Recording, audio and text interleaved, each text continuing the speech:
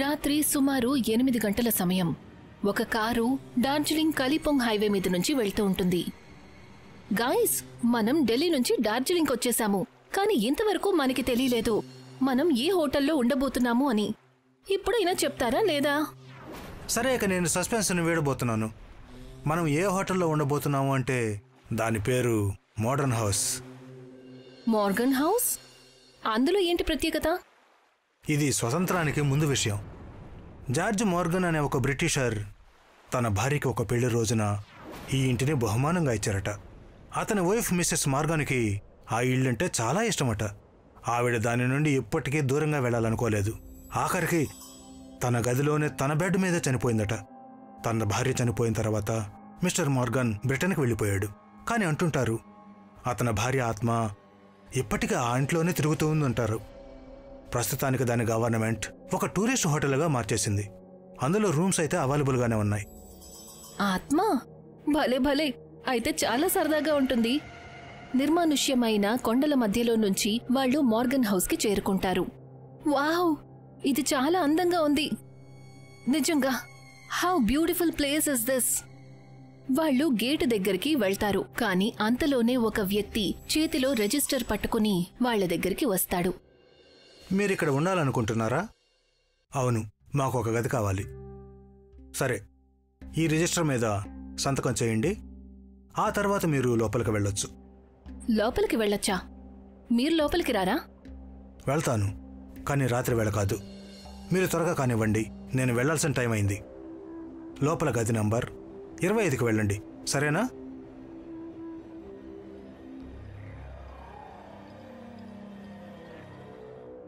ఒక కారిడోర్లో నుంచి ఒక తలుపు దగ్గరికి వెళ్లి ఆగుతారు. గది నంబర్ 25. వావ్, ఇదే మన గది. ఏ గైస్, మనమందరం మిసెస్ మోర్గన్ గది చూసేద్దామా? Great idea. మీరందరూ వెళ్ళండి, నేను చాలా అలసిపోయాను. సరే, నువ్విక్కడ ప్రశాంతంగా బోరవ్వు, మేమందరం వెళ్లి మోర్గన్ రూమ్ చూసొస్తాం. వెళ్ళండి, నాకే ప్రాబ్లం లేదు. 5 అక్కడి నుంచి బయలుదేరతారు. కారిడోర్లో ముందుకు వెళ్తారు. ఒకదాని తర్వాత ఒకటి గది తలుపులు వస్తూనే ఉంటాయి. ఇంతవరకు వాళ్లు 15 తలుపులు దాటి ముందుకు వెళ్లారు. అరే, ఇంకా ఎంత దూరం వెళ్ళాలి? ఈ మోర్గన్ రూమ్ ఎక్కడుంది? ఎవరికైనా ఏమైనా ఐడియా ఉందా? ఆ గదికి బుకింగ్ లేదు, అందుకని దాని తలుపు కూడా కాస్త విచిత్రంగానే ఉంది. అప్పుడే వాళ్లకి ఒక తలుపు మీద మిస్సెస్ మోర్గన్ పేరు రాసి ఉండి కనిపిస్తుంది. యా, వి గాట్ ఇట్, ఇదే. అయితే సరే, లోపలికి వెళ్దాం. 5 గది లోపలికి వెళ్తారు. ఆ గదిలో ఒక బెడ్ ఉంటుంది, ఒక కబోర్డ్ ఉంటుంది, ఒక మూలన డ్రెస్సింగ్ టేబుల్ కూడా ఉంటుంది. అరే, ఈ డ్రెస్సింగ్ టేబుల్ ని చూసారా? ఇది రాయల్ గా అనిపిస్తోంది. అనిపించటం కాదు డార్లింగ్, అది రాయలే. నిషా కబోర్డ్ తెరుస్తుంది. అరే, ఇందులో బోలెడన్ని డ్రెస్సెస్ ఉన్నాయి. తను ఒక డ్రెస్ తీస్తుంది. నిషా ఆ గౌన్ ని తన బట్టల మీద వేసుకుంటుంది. అద్దంలో తనను తాను చూసుకుంటుంది. వావ్ నిషా డార్లింగ్, నువ్వు అచ్చం ప్రిన్సెస్ లాగా ఉన్నావు. Don't call me darling. Nisha dressing table అద్దంలో తనని తాను చూసుకుంటూ ఉంటుంది. ఇప్పుడు అయిపోయిందా మీ అందరిది? పదండి, మనం మన గదిలోకి వెళ్దాం. అరే, గదిలో కాదు, ఇంత పెద్ద ఇల్లుంది. అలాగే మిగతా ప్లేసెస్ కూడా చూద్దాం. అయితే సరే, కానీ ఇక్కడి నుంచి ముందు పదండి. నాకు ఈ రూమ్ చాలా బోరింగ్ అనిపిస్తోంది. వాళ్ళు 4 గదిలో నుంచి బయటికొస్తారు. కానీ నిషా ఇప్పటికీ డ్రెస్సింగ్ టేబుల్ దగ్గరే కూర్చుని ఉంది. అరే నిషా, పద. లేదు, మీరు వెళ్ళండి, నేను ఇప్పుడే వస్తాను. అయితే నేను కూడా ఇక్కడే నీతో పాటే ఉంటాను. బాబు విపుల్, త్వరగా మాతో పాటు పద, లేకపోతే నీ ఆరోగ్యానికి అసలు మంచిదే కాదు. దానికి విపుల్ అంగద్ వైపు సీరియస్గా చూస్తాడు. వాళ్ళు 4 ఆ గదిలో నుంచి బయలుదేరతారు. వాళ్లు వెళ్లిపోయిన తర్వాత ఉన్నట్టుండి నిషాకి ఒక గొంతు వినిపిస్తుంది.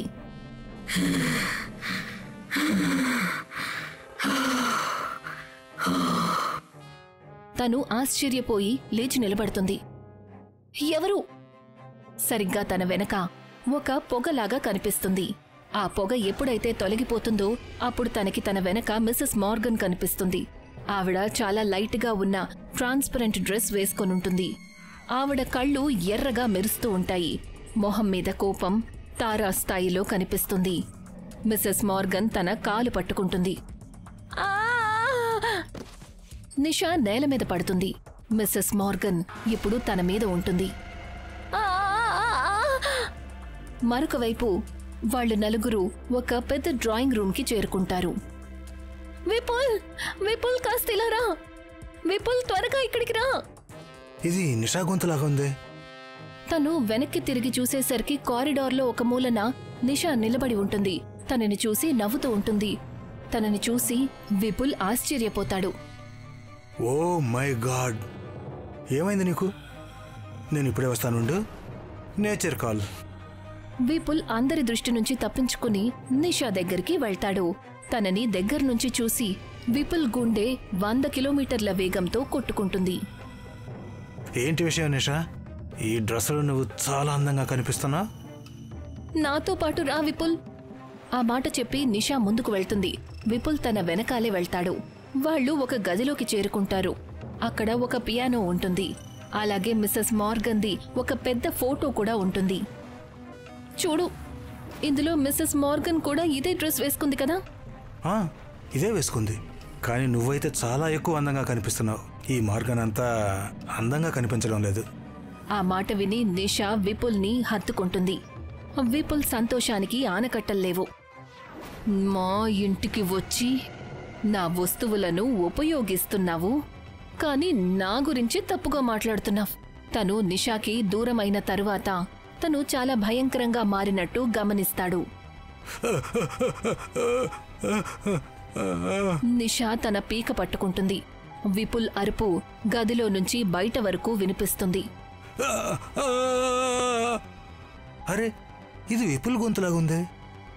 ఒకవేళ తనకేవైనా అయ్యిందా ఏంటి? వాళ్ళు ముగ్గురు ఎంతో వేగంగా ఆ గదిలోకి వెళ్తారు. వాళ్ల కళ్లను వాళ్ళు నమ్మలేకపోతారు. విపుల్ శవం తల లేకుండా నేల మీద పడి ఉంటుంది. ఇక నిషా కుర్చీలో కూర్చుని పియానో వాయిస్తూ ఉంటుంది. విపుల్! నిషా, నువ్వు అసలేం చేస్తున్నావు? విపుల్ ఎవరు చంపారు? నిషా ఎప్పుడైతే వెనక్కి తిరిగి వాళ్ల ముగ్గురు వైపు చూస్తుందో అప్పుడు వాళ్లకి మతిపోతుంది. తన మొహం నీలి రంగులోకి మారిపోయి ఉంటుంది. కళ్ళు ఎర్రగా మెరుస్తూ ఉంటాయి. వాళ్లు ముగ్గురు ఎంతో వేగంగా ఆ గదిలో నుంచి బయటికి పరిగెడతారు. అప్పుడే నిషా మెరుపు వేగంతో వస్తుంది. తను ప్రాచి జుట్టు పట్టుకుంటుంది. ఆమె తనని లాక్కుంటూ గదిలోకి తీసుకెళ్తుంది. ఆ గది తలుపులు వాటంతటవే మూసుకుంటాయి. ప్రాచి, ఒకవేళ గనక మనం తనని కాపాడడానికి ఆగితే మనం కూడా చనిపోతాం. పదండి ఇక్కడి నుంచి. వాళ్ళిద్దరూ వెంటనే తమ గదిలోకి చేరుకుంటారు. కర్జన్, త్వరగా ఇక్కడి నుంచి బయలుదేరు. ఇక్కడ చాలా ప్రమాదం ఉంది. ఏమైంది? మీరెందుకింత కంగారుగా ఉన్నారు? ఈ ఇంట్లో మిసెస్ మార్గాన్ ఆత్మ ఉంది. ఆమె నిషా శరీరంలో ఉంది. మీరసలు ఏం మాట్లాడుతున్నారు? అవును, తను ప్రాచీని విపుల్ని చంపేసింది. ఇప్పుడు మా వెనుక వస్తుంది. భగవంతుడా! వాళ్ళు ముగ్గురు గదిలో నుంచి బయటికి పరిగెత్తటం మొదలు పెడతారు. అప్పుడే నిషా మెయిన్ డోర్ దగ్గర నిలబడి ఉంటుంది. మీరిక్కడి నుంచి ప్రాణాలతో బయటపడలేరు. ఆ మాట చెప్పి దగ్గరకు వెళ్తుంది. తను అంగద్ ఇంకా ధీరజ్ని ఒక్కో పంజాతో కొట్టి ఒకవైపుకు పడేస్తుంది. కంచన్ మీదకు దూకుతుంది. తను కంచన్ పీక పట్టుకుంటుంది. అప్పుడే కంచన్ మెడలో ఉన్న లాకెట్కి ఎప్పుడైతే తన చెయ్యి తగులుతుందో అప్పుడు తనకి ఒక షాక్ తగులుతుంది. దూరంగా వెళ్తుంది.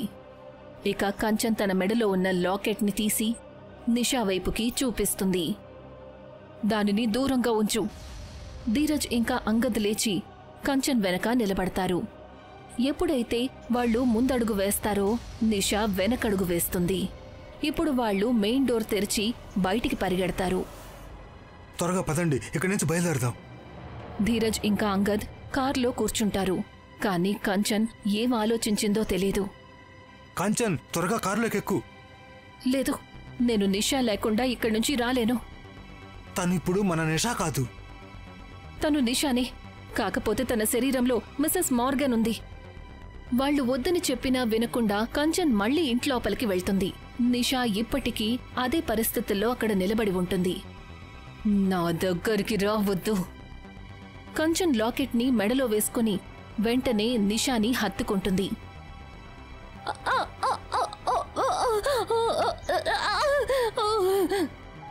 నిషా దారుణంగా అరవటం మొదలు పెడుతుంది. తనంతాను వదిలించుకునే ప్రయత్నం చేస్తుంది. కానీ కంచన్ తనని వదల్లేదు.